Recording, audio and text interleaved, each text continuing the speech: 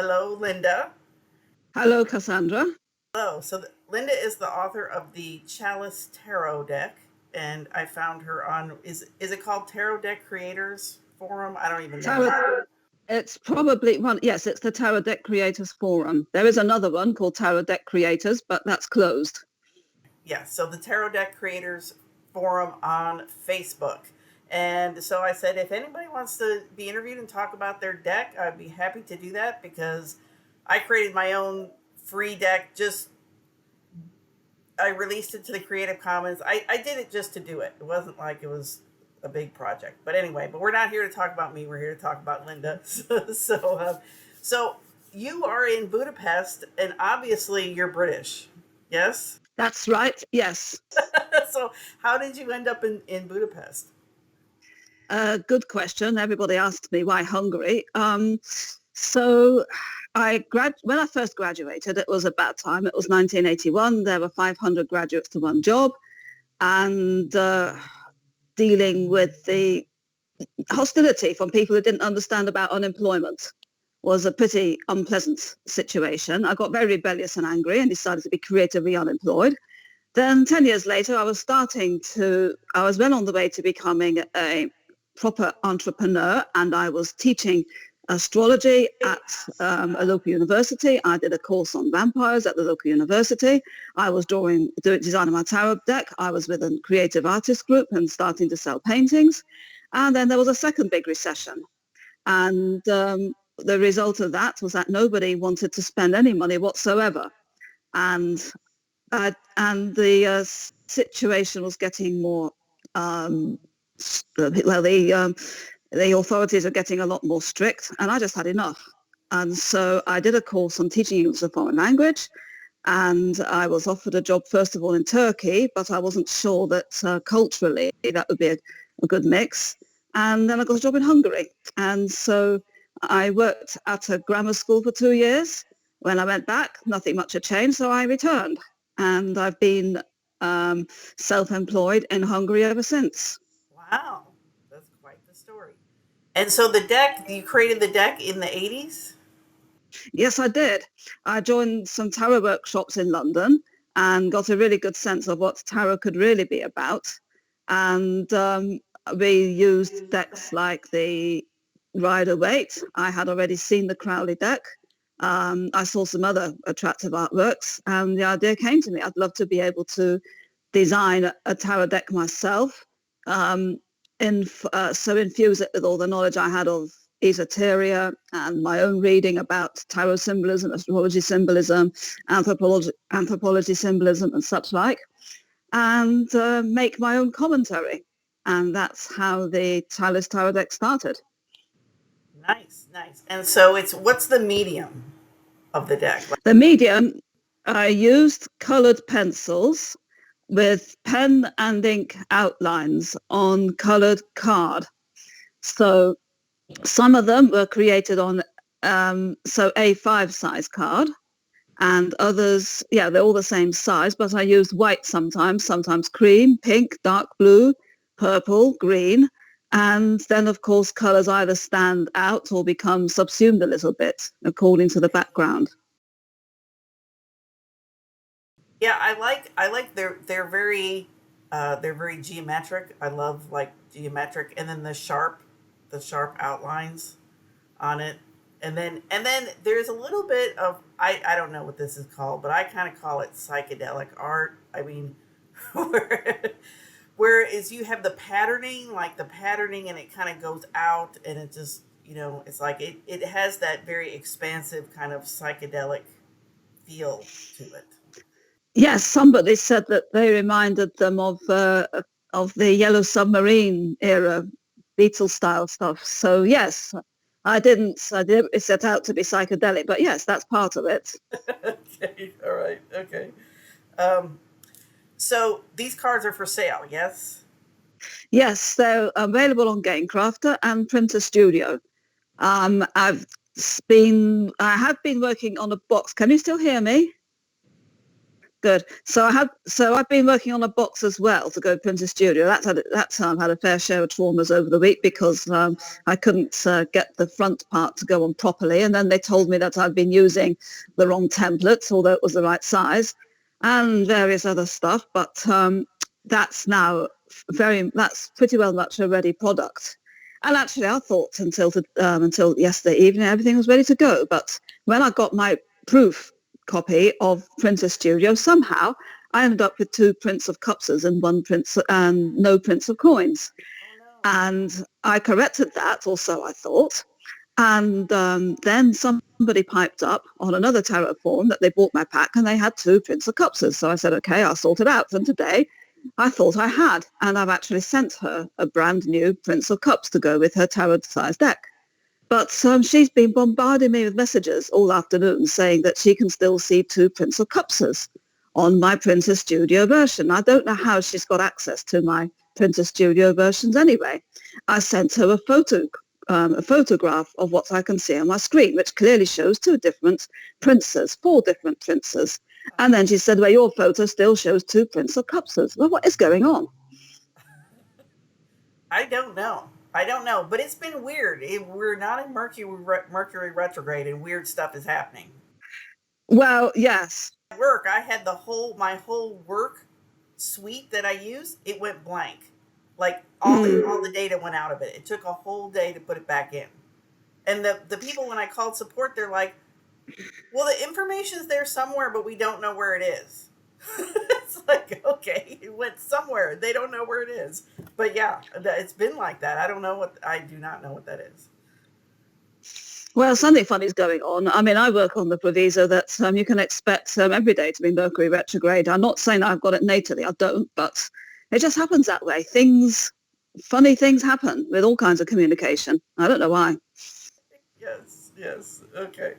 All right. So let me look at my questions here. Okay. So how long did it take for you to create the deck? Well, I started it in the 80s, and I've just done another major revision. In fact, I redrew a couple of cards because I noticed that the original design, the eyes were uneven, things like that. And in fact, I ended up pretty well drawing some of the ones that were really worn looking. So, excuse me for a moment. So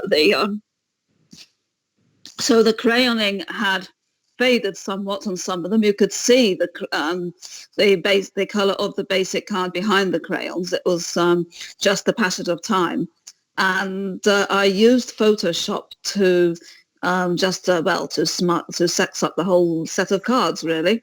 Yeah. And they do look miles better now, a lot more professional. Yeah. And that's what I mean. That this quarantine gave me the chance to really give it the time to do them justice, because most of the time I'm rushing around going from one class to another, and if I try to settle to something, there's always something I've got to attend to, and so that stop start just drives me crazy. Yeah. So it's just nice to be able, yeah.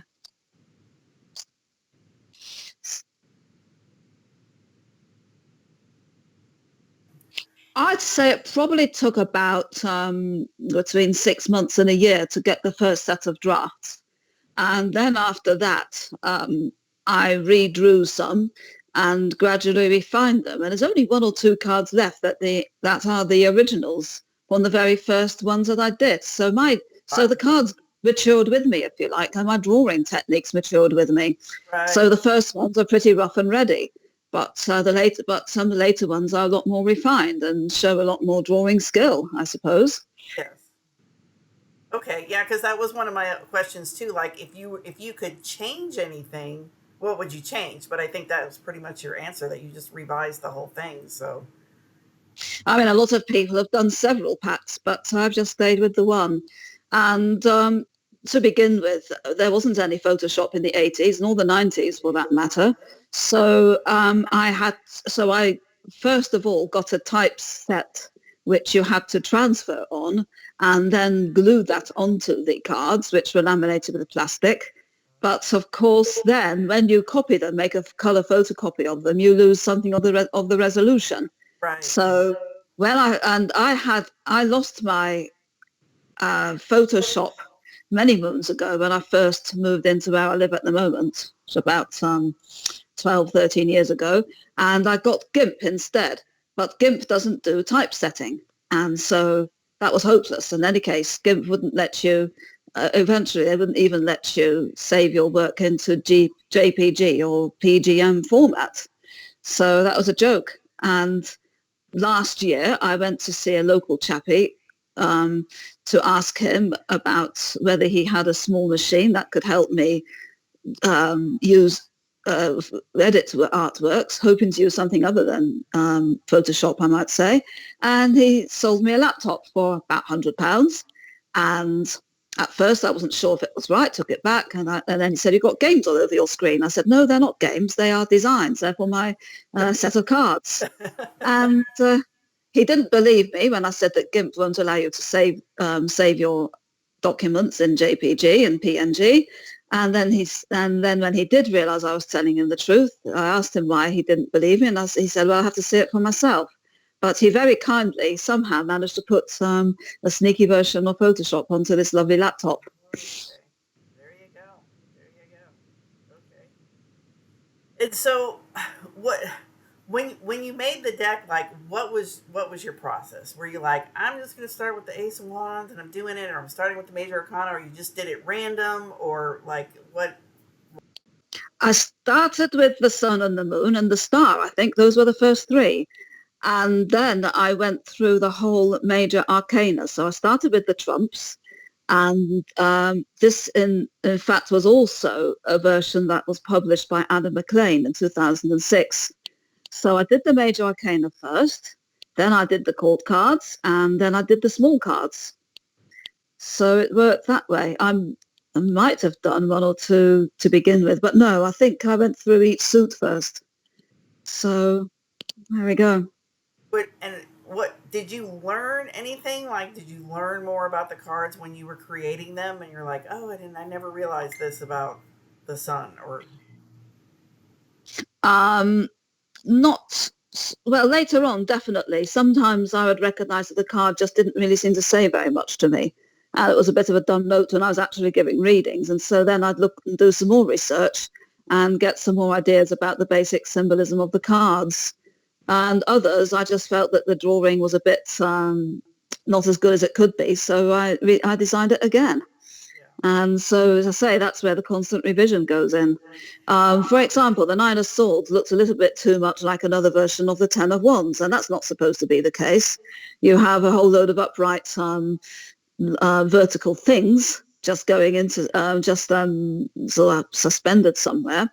But I went for a reading and they brought up the Nine of Swords, and at the time I was having a lot of trouble with immigration, and the cards picked up on that.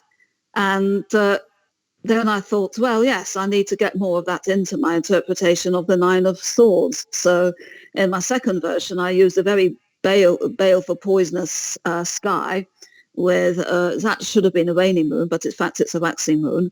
And I put all the symbols of the badges and flags, etc., the paraphernalia of the emperor on each of the 9 swords. And they're still in thin air, in space. So in a way, it's still a lot of the swords, it can be a question of more of your mind making up the problems rather than something that's really happening to you until you get to the 10 of Swords and the 3 of Swords, of course, and you definitely do have a whole lot of swords in your heart or swords stuck in your back. But, the original symbolism of the Nine of Swords, it's just worry. But I needed to get something a bit stronger across for that. So hopefully now I've got a much stronger Nine of Swords. That's an example. Nice. And have you had your cards kind of reflected back to you in the world? I mean, that's kind of an example. Are there any other examples where it's like, oh, I made this card and it's like, I found my card in the world? I wouldn't say I found them in everyday life. Not particularly. I mean, I lost my son after I had the Adam McLean published. I thought that was the end of it, and so I redid the Sun. But after that, I looked at the Empress, and I thought, well, no, She's supposed to be a woman of great luxury, so she's not just an earth mother, a pregnant earth mother, as I made her in the first one. Let's give her some luxurious Clinthian imagery around her as well. So I checked. So anyway, the Emperor's got some new symbolism based on that as well. But finding it in the world, not so much. But no, I was busy giving readings to other people. And then, of course, the cards do actually speak. It's a live pack. And they give me, so I got information from them when I was doing readings. Not in every case. Some people are much Right. easier to read for than others, but in some cases, very close indeed. Yeah. Nice. Nice. So do you still do readings? Not at the moment. So I haven't done readings for a long time. I've been too caught up in this horribly, how can I put it, Muggles world of TESOL, teaching us a foreign language, and perhaps rather too long now, and I'd love to get out of it a little bit more. But I'm thinking of it. One of my students is involved in a little bit of that, and I gave her a 3-card spread reading just to show her what I do. And I had a funny experience. I was in a shop a couple of years ago, I think, and a woman out of the blue standing next to me in the groceries said, "Do you read?" And I said, "Well, what gave you that idea?" And she said, "Oh, I have my ways." Oh my gosh. Wow. Wow. Well, that was another one of my questions too. Like how does tarot fit in Budapest or in Hungary? I mean, obviously they know what it is, but I just mean, what are the folk ways, or what are the traditions there? Like, are they very open to it, or are they not as much? Compared to England, like how is it the same? How is it different? I don't normally find people who use it in everyday life. I mean, in the teaching world, people are very, very, very straight. And I kept all that side of myself secret, and I have done for the last 20 years, really, doing the TESOL. I just felt it would just lead to trouble. It's difficult enough explaining to people that I'm an artist. So, of course, then they will quite rightly jump to the conclusion probably that, this is just a day job. And my heart is probably elsewhere. And there's a lot of things I've enjoyed about teaching. English is a foreign language. In a nerdy kind of way, you get to find out about all kinds of interesting different subjects for conversation. Right. But sometimes you have these horribly pedantic conversations about whether or not you should use the past perfect or the past simple in certain situations, and what is the exact meaning of this word in horribly convoluted detail. I think, well, yeah, this is not really what I'm about. Right. Yeah. And so are there any, like, folk traditions, like, oh gosh. There are in a way. I mean, at one point, if you were a registered witch, you could practice your spell weaving or readings or whatever for free, because it wasn't recognized by the tax office. I doubt that's true now. I'm sure Yeah. that the taxman has caught up. Right. Um, there is a type of shaman known as the Taltosh, and that was important in a lot of earlier traditions. I think there's a tendency when there is this around to try and make it, to make it super Hungarian. It all came back from the Hungarian tradition, so to speak. So that can end up being a little bit exclusive. I haven't really sought out that many people doing it, to tell the truth. So that could be a mistake. And I'm thinking now of putting out a few more feelers. They are very chauvinistic about their language here. So it's not enough to speak Hungarian. You've got to speak it absolutely perfectly all the time, or else they decide that you're not Hungarian and therefore not worth knowing about. Now Oh my gosh. that's a feeling I get sometimes. It might be Yeah. unfair. I don't think everybody's like that. But they're a bit like the French. So the French have a way of being very proud of their language too, and they're less tolerant of foreigners speaking it. So I think there's a similarity with that here. Although somebody assured me, it might be lack of confidence, because somebody assured me that being a little bit foreign would just give you a bit more of an of an Yeah. exotica. Right. So so it probably could be worth trying again anyway. Yeah. Yeah. Okay. All right. So vampires. you mentioned vampires. You did I something with did, yeah. vampires. So what is the vampire connection here? I just got fascinated by I mean, there are some kind of dark people images. I don't know if they're necessarily vampires. well, the Prince of Cups was going to be originally a Minoan cupbearer. I was fascinated by Minoan culture and the idea that this was the original Atlantis, and used that to some extent with the symbolism of the Empress too. So, on the other hand, Gimbatus was full of the idea that we were a nice, peaceful, happy matriarchy. That was Ryan Eisler's view too, until the great stomping patriarchy came along and put a stop to it with their aggressive city-states and things like that. But I was interested enough with the idea to run with it. So my empress is a kind of earth mother figure, and the emperor is your despot. And I got some of that idea from the symbolism of solar and lunar symbolism as put by John Michel, who was a Neoplatonist, who believed that the sun was part of the city-state and the king and empire, but also autocracy and everything that goes with it. And in my original border on the emperor, I did put a nice little swastika. That's disappeared now, and probably just as well in these inflammatory times. Right. Yeah. Yeah, that was the idea of the misuse of solar energy, and therefore it should always be balanced by the symbolism of the lunar symbolism, and that was also a polemic against. I was never really comfortable with Alice Bailey and Madame Blavatsky and all that kind of modern esotericism. I wanted to go back to earlier esotericisms like Gnosticism and things like that. Although with Gnosticism, of course, that again, we don't know really how they behaved and what they did, although we can piece together a lot from their symbolism. But back to the Prince of Cups, I've really diverged a lot there. He ended up becoming a bit of a goth. Okay. So Nice. Nice. that could be the dark symbolism that you're on there. And also the Prince of Cups I saw was somebody rather brooding with a much deeper agenda than you can possibly imagine. So his cup goes deep. Okay. That's nice. I really like the your viewpoint on the cards, and you have a lot to say because obviously you this is a deck you've been creating your entire life, basically. Yes, it is. That's what I'm getting from this. So yeah, this is wonderful. So what did you study about vampires, or what were you doing with vampires? What was the I had just got fascinated by vampires in the 90s. It's a long story. I think so. In the 80s, I got very disillusioned I lived in a town where there was a lot of new age stuff, and I thought it all sounded, I loved the idealism of it all. But when I actually got to know what these people really practiced and the way they behaved, I got very, very disillusioned very quickly.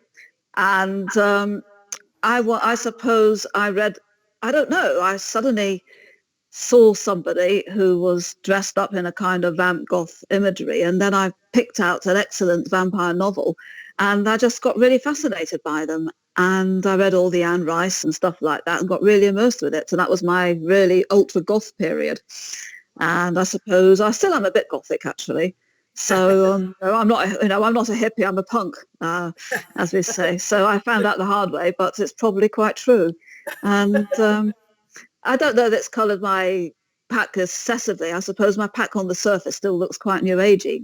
Cards like the Star are full of the ideas of a new sphere, Tailhearted Chardon, the Atlantis myth again, and such like. The idea that we could create a brave new world on Earth, although of course we all know what happens when people create brave new worlds. We create dystopias instead of utopias. right? Yeah. Okay. All right.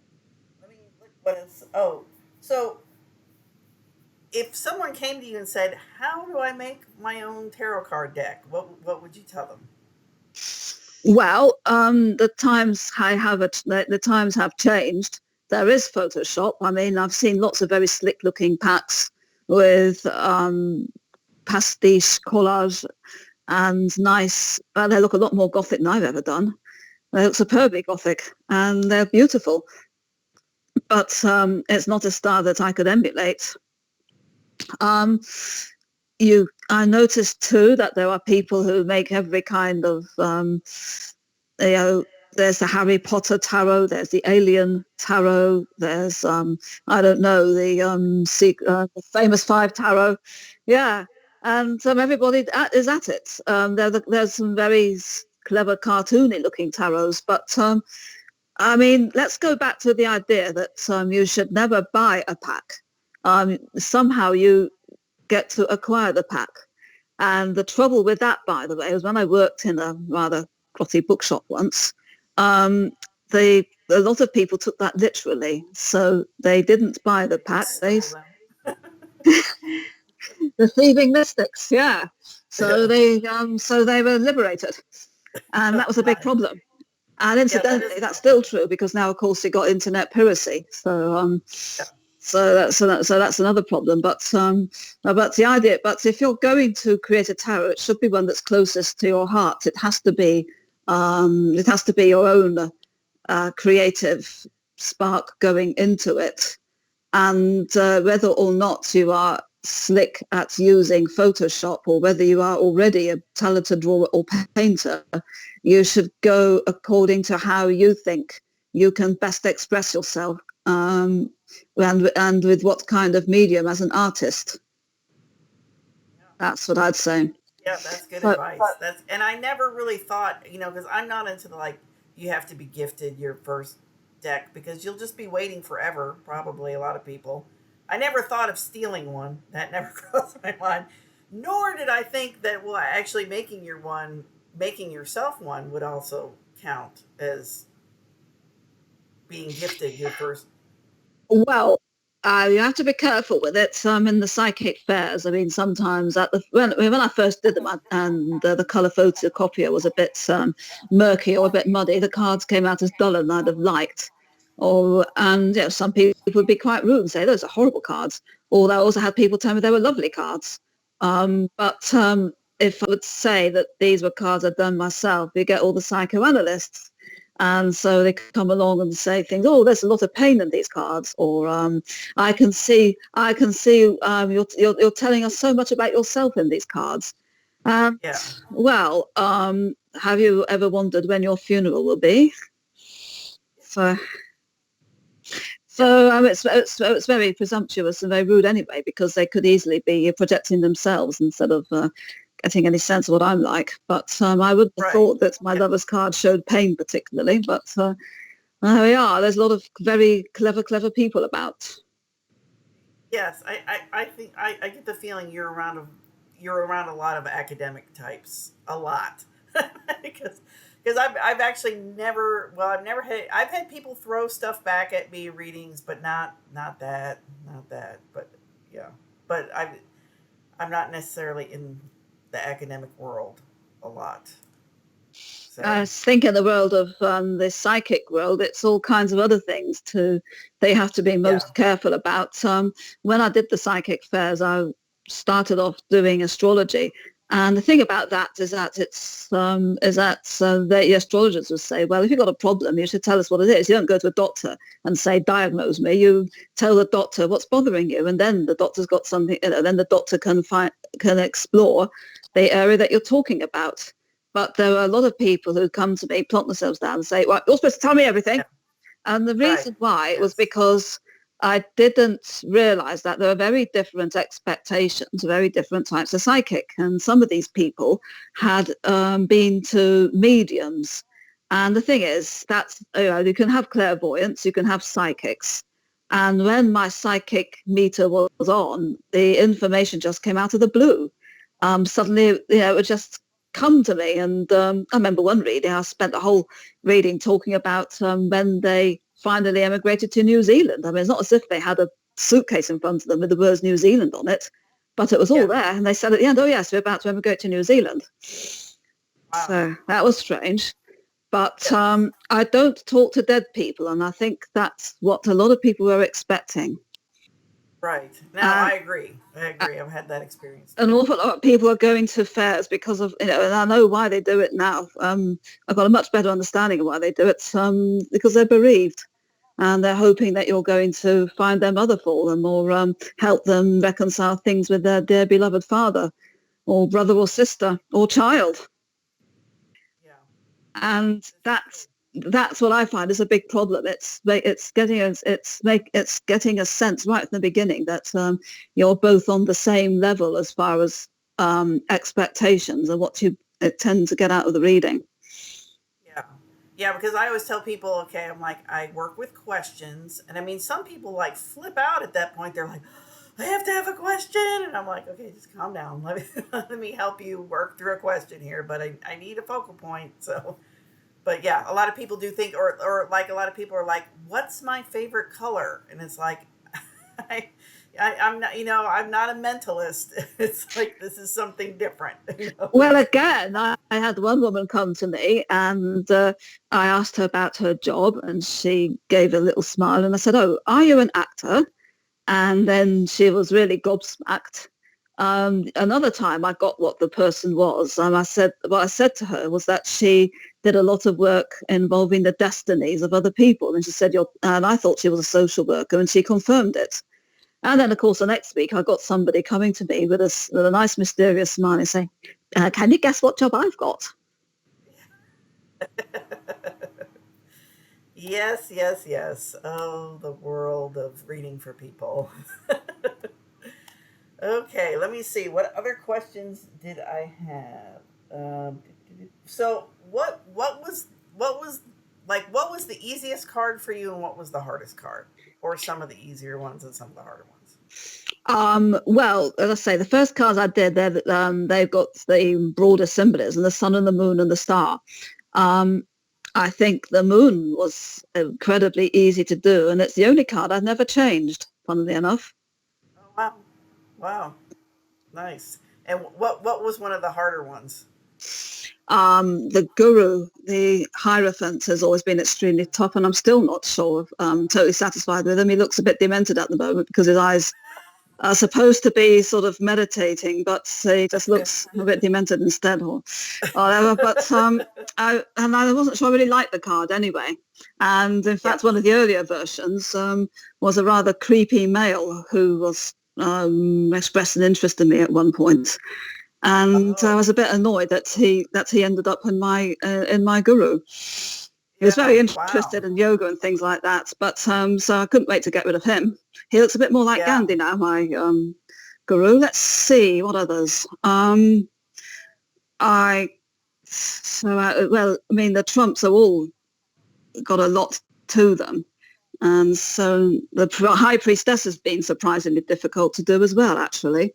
So and she was also one of the most difficult to redo when I repainted her.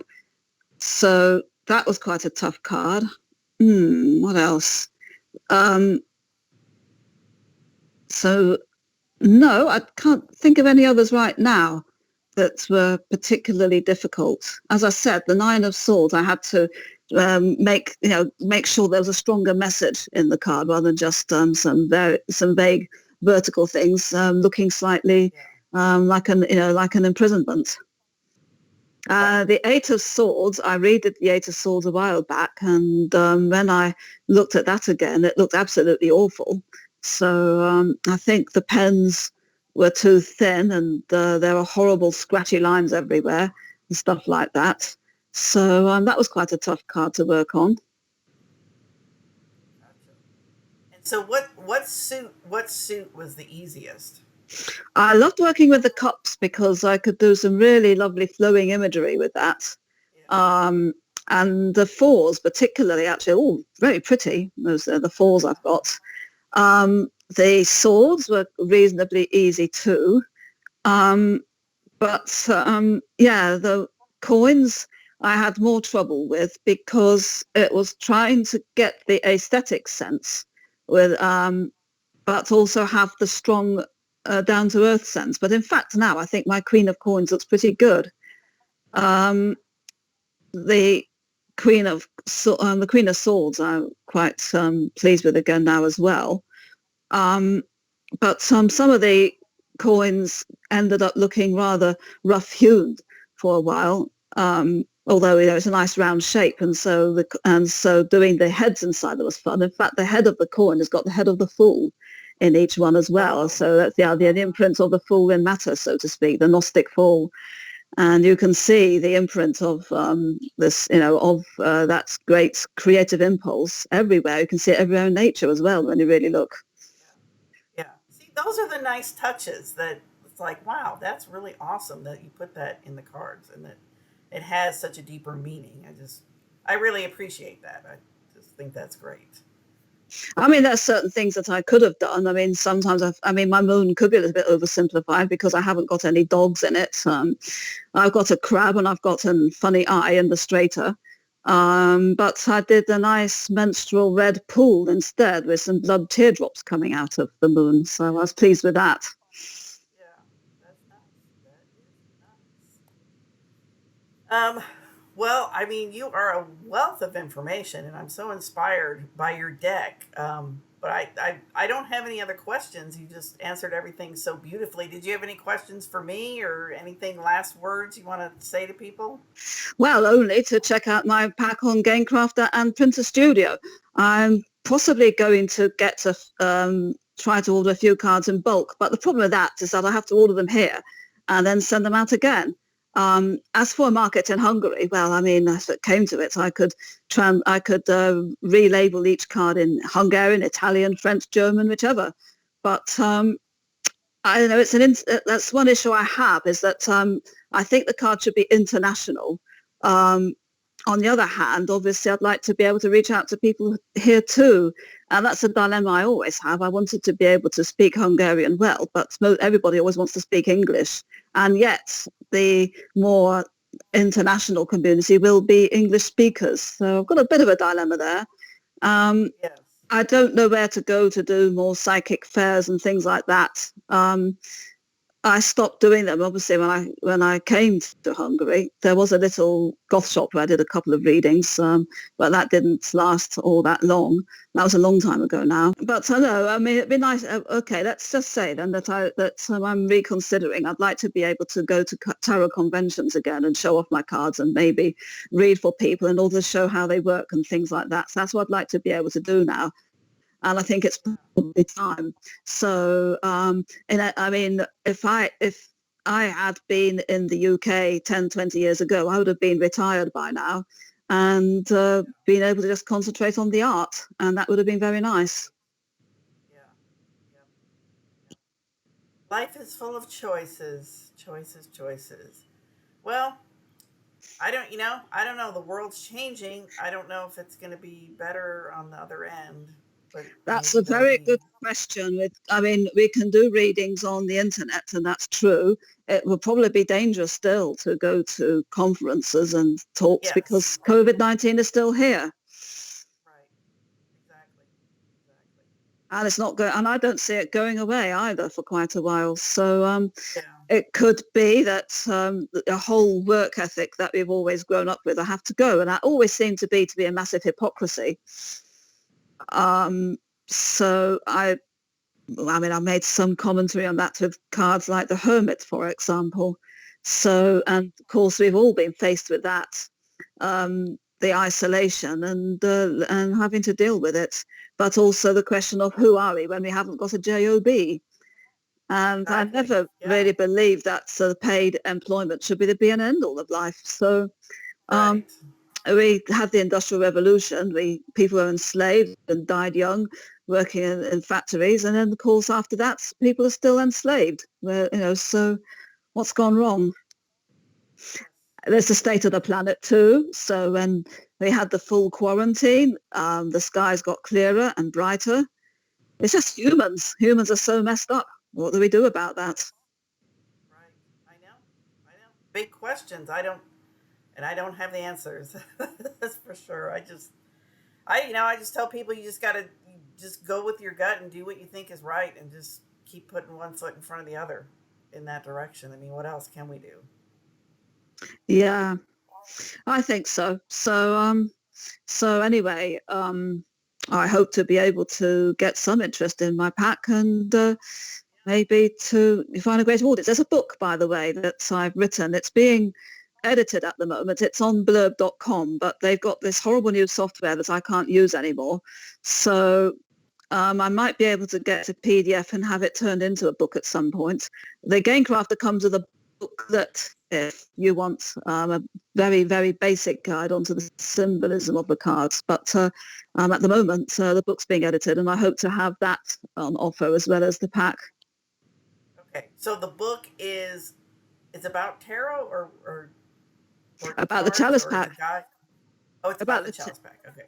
About the ideas that I've mentioned in this, at the moment. Okay, perfect. Perfect. Okay, great. Yeah, I will put all the links in the description for the video.